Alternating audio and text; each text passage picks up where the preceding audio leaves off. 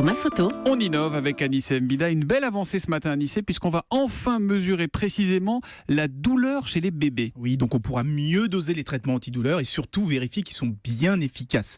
Parce que jusqu'ici, il faut bien le dire, tout se faisait un peu au doigt mouillé. On regardait l'expression du visage, les grimaces, mais finalement, on n'était jamais fort, sûr. on monte la dose, quoi. Voilà, on n'était jamais sûr que c'était de la douleur. Ça pouvait simplement être une gêne ou de la faim. C'est même pire que ça. Jusqu'au milieu des années 80, les scientifiques étaient persuadés que les bébés n'avaient pas le cerveau assez développé pour ressentir la douleur. Au milieu des années 80, donc beaucoup d'entre nous, quand ils étaient bébés, ont suivi des interventions parfois lourdes, sans la moindre anesthésie. Et heureusement, tout ça a bien changé. Alors comment on mesure précisément la douleur chez un bébé qui ne parle pas par définition? Avec une simple électrode, on lui colle sur la tête, elle va analyser son activité cérébrale et indiquer le niveau de douleur ressenti. Ce sont des chercheurs de l'université d'Oxford en Angleterre qui ont mis cette technique au point. Et l'avantage, c'est qu'il n'y a pas de piqûre, pas de sonde, juste une électrode à coller.